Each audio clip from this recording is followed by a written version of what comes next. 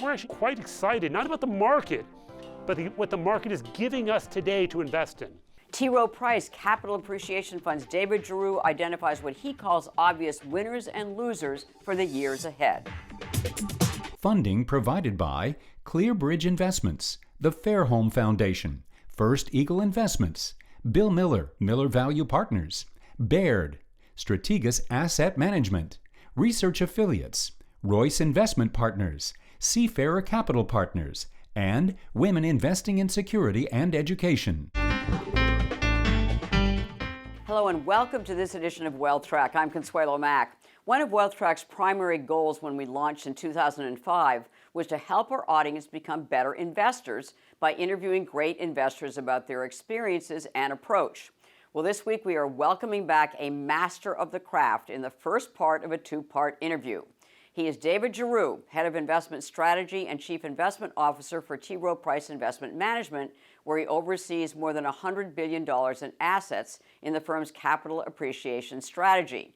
Giroux has reached great investor status as the portfolio manager of the five-star gold-rated T. Rowe Price Capital Appreciation Fund, which he has run since mid-2006 and is now celebrating its 20th anniversary.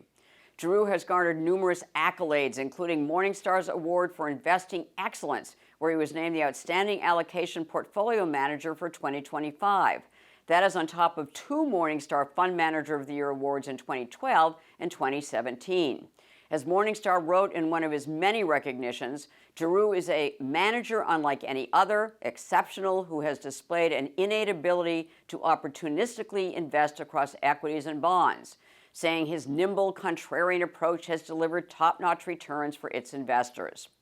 Another feather in his cap, Capital Appreciation set a record for long-term performance by the same portfolio manager by beating its Morningstar peer group average for 17 consecutive years as of year-end 2024. The previous record holder was the legendary investor Philip Carret with the Pioneer Fund between 1938 and 1953. Giroux is also a member of the prestigious Barron's Roundtable and the author of a book titled Capital Allocation. You can see our interview with Giroux about it on wealthtrack.com. Unfortunately, the Capital Appreciation Fund has been closed to new investors since 2014 due to capacity restraints. But Giroux manages several other funds that are open, including the T. Rowe Price Capital Appreciation Equity ETF and the T. Rowe Price Capital Appreciation and Income Fund, which, as its name implies, is more focused on income. Now, the last time we sat down with Giroux was in late 2024. At that time, he admitted actually being as scared as he had been in a long time about the market because such a large group of companies, not just growth, were trading at such big premiums to their historical averages. I asked him how he feels about the market now. We're probably still very, very scared about the market. But again, we don't invest in the market. We invest in 60, 70, most attractive ideas in the marketplace. If I had to think about the market, I would kind of break it down into four groups today. You have the kind of the AI and AI derivatives. Now, a lot of that stuff's overvalued, pricing in really aggressive assumptions. But there are some companies there, maybe the cloud companies, maybe TSMC, where there's actually good opportunity in the marketplace. I would say higher beta stocks, financials, industrials, look very, very expensive, and where fundamentals are not either already at kind of peakish levels or you're already pricing in a really strong recovery in industrials. Then there's other idiosyncratic things in the market that really don't make a lot of sense. J&J at 19 times earnings, Walmart at 42 times earnings, don't really make a lot of sense. So there's large swaths of the market that are not that attractive to us, and where I would just say, you think about a J&J, a Caterpillar, some banks, you would say, there's a reasonable possibility in the next 5 years you're going to lose money investing in those stocks. And they're also higher risk. But I do think there's a large part of the marketplace, kind of non-pharma healthcare, utilities, SMID biotech, where you look at these companies, you can say, hey, I can pencil in without any heroic assumptions, mid-teens kind of returns, the ability to double your money over a 5-year period of time with actually less risk in the marketplace. So we are very, very optimistic about our opportunity to create value in a market that will probably appreciate let's call it 6 to 8% the next 5 years is our underlying assumption. But where we have, I don't know, 60, 70, 80 names where we feel very, very confident that they'll, without any heroic assumptions, where you can generate mid-teens kind of returns in the marketplace. And actually not only mid-teens returns, but mid-teens returns with less risk. So we're actually quite excited, not about the market, but what the market is giving us today to invest in. You're talking about capital appreciation, you're talking about total return. Is that historically what you've gotten and expect, or where does it kind of stand in comparison to past years and expectations? Consuelo, what we do every year, my team, we just actually are right in the process of computing. We actually do a bottoms-up estimate for every company in the market, look out 5 years, look at the right multiple they're going to be at. Yeah, we divide the universe up among all the different PMs and other people in my teams. And we basically say, okay, if 500 companies, this is the earnings power, this is the right multiple, what does that kind of build up from a bottoms-up base, not a top-down, but a bottoms-up basis in the marketplace. And what we get today is we get about a 6.5%, 7% return. Now, if you had asked me that in kind of March of 2025 during the Trump tariff declines, we would have told you the market returns would probably, from that point, would have been double digits. But today, with expectations high, valuations high, and a lot of the market, not all the market, parts of the market, we would say you are probably going to be, a reasonable outcome is below normalized returns in the market. We'll see how we do, but our bottoms-up estimates are that we should be able to generate kind of mid-teens kind of returns in the equity sleeve of the capital appreciation strategy in a market that right now we think is going to be like a 6, 7, 8% kind of return. So we are as optimistic as we've ever been about our potential to, the market's giving us a kind of historical opportunity to kind of create value for clients, where the AI stocks, not all of them, but most of them are kind of priced for perfection. High beta stocks are kind of priced for perfection. Banks aren't always going to be in favor, industrials aren't always going to be in favor. Companies like J&J, 19 times, normally trades for 12 or 13 times. They're going to have a big patent cliff going into the 2030s. Caterpillar's AI exposure, probably trading at 100, 150 times earnings on that part of the business. So again, we just think it's the most bifurcated market environment that I've ever seen in my career, in my 20 years running the capital appreciation strategy. And again, what that leads us to is just being very, very optimistic about the future. The market is giving us opportunities that we would normally not be able to take advantage of in the past. You mentioned that you're doing kind of your annual screen of all of your companies to see what the internal rate of return is going to be for the next 5 years. You also have a screen that you do for AI for all of your companies. So can you explain that? When you think about AI, there's certain, we think a lot about the so what is the embedded multiple we are putting on AI earnings today, and what is the multiple we're putting on AI earnings kind of 5 years in the future, and what is the sustainability of those earnings? And I think what we find is there is a big difference in how the market is viewing maybe kind of earnings that are done by the cloud companies, Amazon, Google, Microsoft, where the market's putting a very, very low multiple on those kind of cloud-based earnings. But again, the market's putting a very, very high multiple on a Caterpillar's AI earnings, or maybe parts of the memory or optical chain, where you're assuming very, very fast growth, and you're assuming that is going to be sustainable, and you're putting a high multiple on that. So we are trying to think about, within the AI grouping, AI winners, AI second derivative winners, where's the best risk-adjusted return? Again, where we find the best risk-adjusted returns are not necessarily in memory, not necessarily in optical, not necessarily in semiconductor capital equipment, but we see the best values probably in the cloud computing companies. We see a lot of value in TSMC. TSMC is probably our favorite name within that within that whole AI space, because TSMC, whether Taiwan AMD wins, right? Taiwan Semiconductor. Whether AMD wins, whether ASICs wins, whether NVIDIA wins, whether CPUs win, whether GPUs win, it doesn't really matter. They're going to get a lot of that business already. They're the dominant provider of leading-edge semiconductors that are the most difficult in the world to produce. And they're going to get the lion's share of that business. And this is a company that kind of trades at a low 20s multiple. And we think they'll grow earnings probably at 20% per year next 5 years. And it looks like a very attractive name, where just the risk reward. You don't have to bet on one technology. You don't have to bet on one company. Just going back to that risk adjusted performance. Like, is AMD going to win? Is NVIDIA going to win? I think whoever wins, TSMC is going to win. And how do you figure in the geopolitical risk with Taiwan Semiconductor and China hovering over, kind of telling everyone that Taiwan really is China as well? But what I would say is, yes, so we are aware of that. We manage that China risk at a portfolio level. So you're right, they would have more risk in a China invading Taiwan situation, which we hope never happens, but obviously could happen. But the reality is, even though NVIDIA, AMD, Intel, all these companies, they're not technically in Taiwan, but all their chips come from Taiwan, or the vast majority of the chips. So if that were to play out, even though they're not necessarily in Taiwan, those companies would be impacted greatly as well. So TSMC, Taiwan Semiconductor would be impacted more, but they would all be impacted negatively. And again, part of the way you do that on a portfolio basis is, okay, what do you have? We have a lot more healthcare, no impact. We have more utilities, no impact.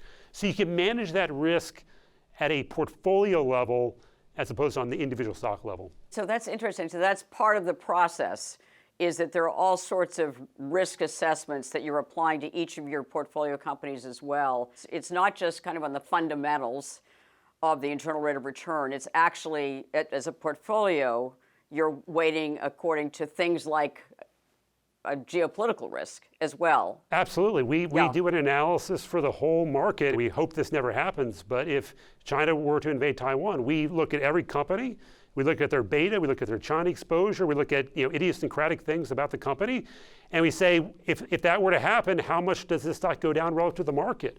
And so we can tell you today from a portfolio perspective, again, a simulation perspective, that if that unfortunate event were to happen in the future, our portfolio would outperform because again, on a very theoretical perspective, we don't know exactly how every stock's going to perform, but we've done the analysis, we've done the work, we've looked at, okay, defense stocks are going to go up, TSMC is going to go down, NVIDIA is going to go down. So we've tried to estimate that so we can manage that. We talk about risk-adjusted returns as our highest focus we do, but we're also making sure we understand AI risks. We're trying to make sure we understand interest rate risks. We're trying to make sure we understand geopolitical risks.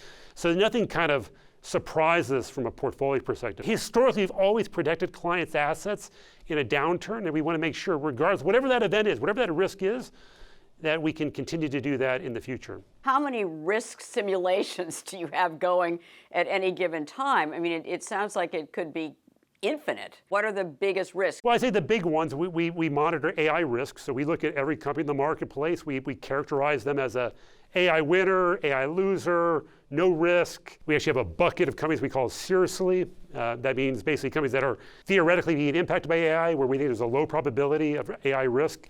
We call it our seriously bucket. Who are the big AI winners? Today, you would say the memory companies, Micron, the hard disk drive makers, Western Digital. I think Intel, because of CPU, has become now viewed as a AI winner. The semiconductor capital equipment guys are viewed as AI winners. There's some industrials like Caterpillar, I mentioned, kind of viewed as an AI winner. And then there's the NVIDIAs, the AMDs of the world would also, TSMC would be viewed as AI winners. Those would be the biggest buckets of the AI winners, I would say. So in your AI screen, David, so where are you finding the most compelling values? I would say in a couple buckets. So the two buckets that we see the most value is there's a lot of companies that are in that no risk AI bucket. We think that's about 54% of the market is in, they're not a winner, they're not a loser, they're kind of in that not a lot of AI risk given what they do. But what's interesting about that bucket is some of those companies in that no risk bucket have had their valuations go up a lot because they're perceived as having no AI risk. So they're getting a premium today. A lot of industrials per se that normally used to trade for 18, 19 times are now trading at 23, 24, 25 times because they're like, there's not a lot of AI risk associated with those companies. Other companies, maybe companies in healthcare that also don't really have any AI negativity associated with them, they're not getting any benefit relative to that not having AI risk. So we see value in parts of non-pharma healthcare in generally, but also they're in that low risk bucket. But I would also say the other bucket is what we kind of jokingly call the seriously bucket. It's like, is the market really serious that this is the market's worried about this? And then, some of the companies that we kind of fall in, there are some software companies that are system of record companies, high regulatory threshold, very, very low likelihood that they will be impacted by AI, whether that might be a PTC or a Bentley Systems. They serve industrial, architectural customers where their valuations come in a lot, but where AI is probably a positive, not a negative for those companies. Insurance brokerage is a space where their valuations have come down. They've come down because of a little bit of a softening in the insurance market, but also because there's some AI concerns.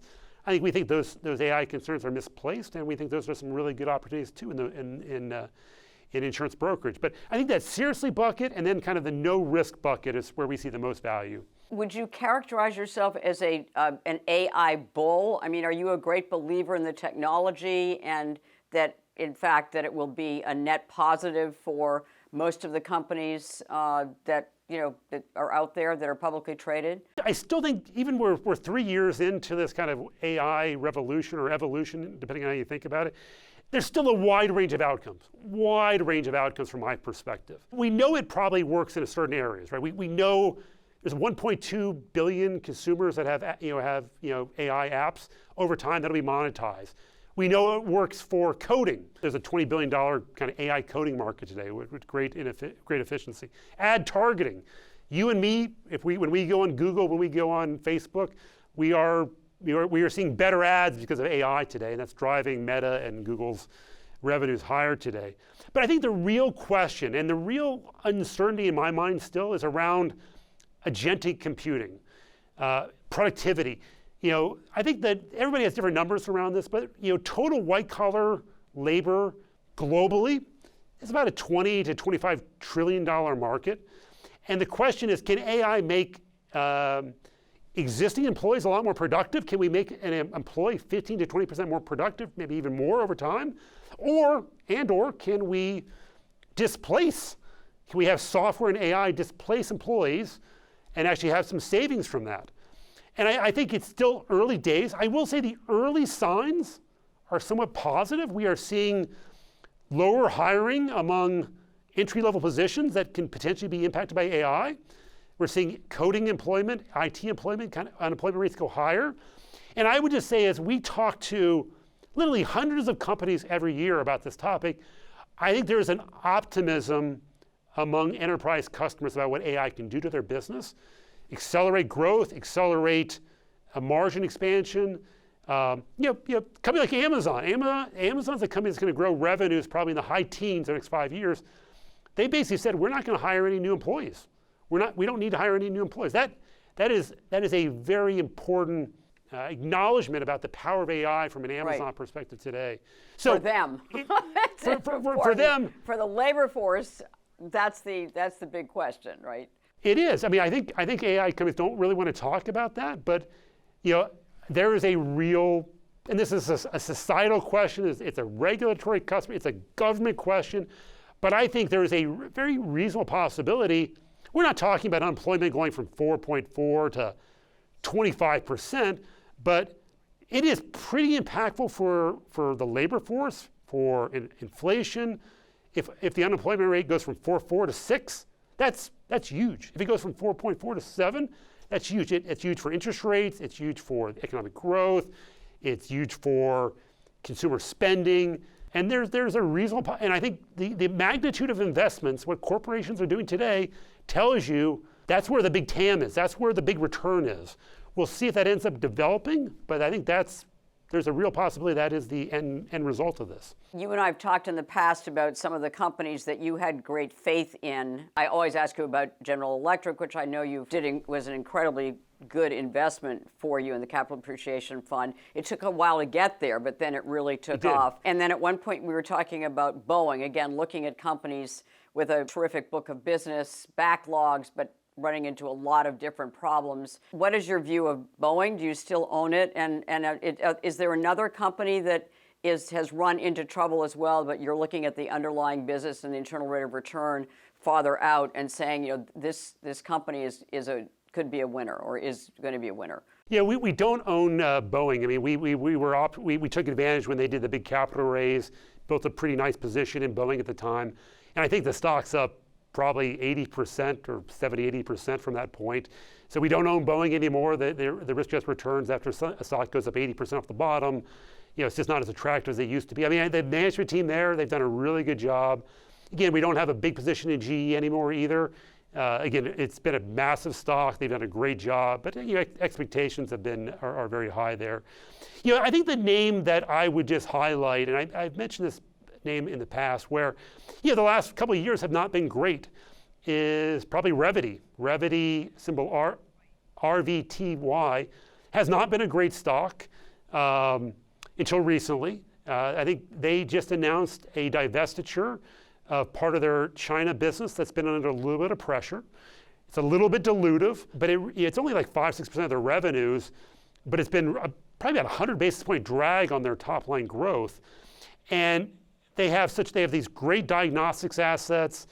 They have some great reagent assets that have kind of been great software business as well, great cap allocation.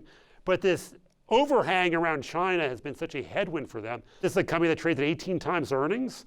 And we think there's a lot of upside over time to that company. So you're a patient investor. Everything we do, we're not trying to win tomorrow. We're not trying to win next week. We're not trying to make calls on the quarter. What we are really doing is we're doing really good fundamental research. And we're trying to think about what is the earnings power of the company, not today, 5 years out. No one really kind of does that kind of research, that kind of work anymore. And we'll see. We're not always right. Not every stock turns in GE. There's no guarantee revenue is going to be up a 5x over the next 5 years. But I think that is where the market is the most inefficient. That 5-year perspective, that focus on being able to think independently of the market, right? David, one investment for a long-term diversified portfolio, what would you have us own some of? Well, I think one of the largest holdings we have is Revvity. Revvity is a life science tools, diagnostics, reagent software company. Again, it has not been a great stock over the last couple of years. We think the whole life science tool space looks pretty attractive to us today. And we think actually AI will be additive, not a detractor to this space over time. And Revvity is a company that its margins today are in the high 20s. It should be in the mid 30s. Revvity is a company that, you look at the portfolio of assets, it should be kind of a 6-7% kind of organic growth company. They buy back almost all their shares with their free cash flow today.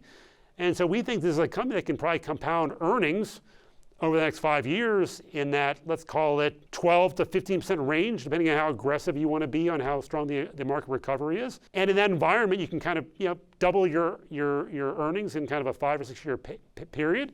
David, thank you so much for joining us again on Wealth Track and sharing your expertise and perspective and your time. Thanks, David. Thank you for having me. I really appreciate it. I enjoy the dialogues.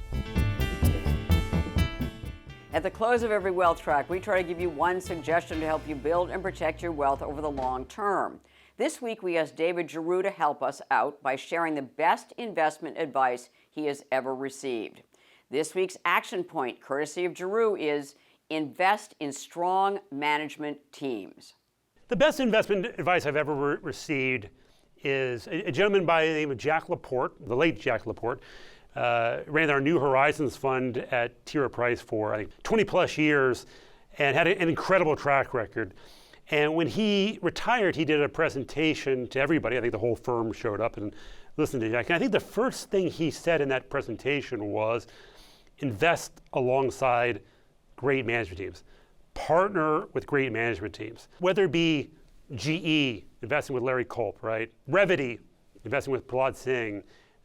Investing with Brian Niccol at Starbucks more recently, investing with Udit at Waters today, investing with really good management teams that do a good job on capital allocation, management teams that do a good job on investor communications, do a good job on strategy, do a good job on operations. There's not that many of them out there who are just top of the class. And when you find a situation like GE or Waters or Revvity, where you have a really strong management team, the odds of success which is what this business is all about. Nothing's 100% odds that it's going to work, but your odds go up dramatically when you can partner with a great management team. And that's what we try to do. I think every time we've made a mistake, a big mistake, usually it's been because we didn't invest in strong enough management teams. Investing in strong management teams works not only in buying stocks, but also in choosing the firms you do business with. For individuals, investing is a long-term proposition. A firm's culture, integrity, independence, and dedication to investment excellence make a huge difference to investment returns. Next week, leading strategist and financial thought leader Jason Trennert identifies some powerful market-moving trends. Please follow us on Facebook, X, and our YouTube channel. Have a super weekend and make the week ahead a healthy, profitable, and productive one.